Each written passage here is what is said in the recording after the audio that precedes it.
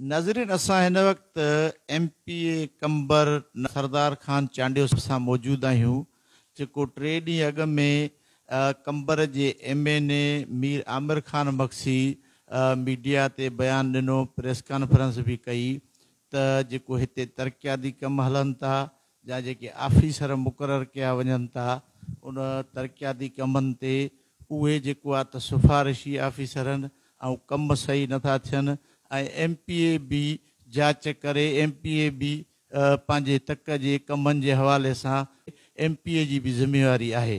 इन हवाले सां MPA कंबर नर खान चांडियो साहब सां ॻाल्हि ॿोल कंदासीं त उनजो छा चवणु आहे। जेतिरा MPAs खे फंड मिलंदा आहिनि तेतिरा MNA खे सिंध हुकूमत ॾींदी आहे। फेडरल गवर्नमेंट जो फंड अञा उन्हनि खे जुदा मिलंदो आहे। बाक़ी जेके डिपार्टमेंट्स खां कमु कराइण वारा उहो पाण कंसर्नड आहिनि त कहिड़े डिपार्टमेंट खे उहो कमु ॾींदा आहिनि, उहो पंहिंजा वाज़े कनि। उन्हनि खे ख़बर आहे त कंहिंखे डिपार्टमेंट खां को RDD डिपार्टमेंट आहे, का ॿी डिपार्टमेंट आहे, हिननि खे ॾींदा आहिनि कमु। बाक़ी कमु बाबा जे नाक़िस हूंदा उन में असां MNA MPA जो को कंसर्न कोन्हे, उहो कंसर्नड आहे असांजे इंजीनियरनि जे ऑफिसर, इंजीनियर, सेक्रेटरी, मिनिस्टर। उहो पंहिंजी हुन शइ जी वज़ाहत उहो करे सघंदा। असांखे इख़्तियार ई कोन्हे हुन शइ जे बारे में।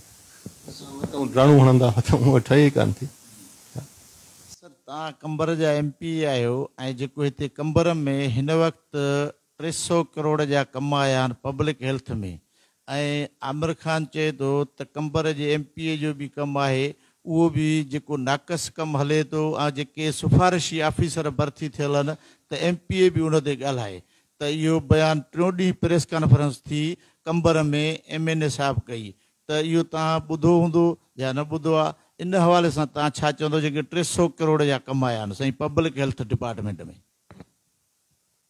तव्हां शायदि ग़लति ॿुधो हूंदो। 300 करोड़ न आहे, इहे 2 सालनि जी डेवलपमेंट स्कीम आहे। फी MNA ऐं MPA खे 50-50 करोड़ रुपया ॾिया, जेका मूंखे ॿुधण मिलियो उन्हनि जे कंसर्न सां कमु।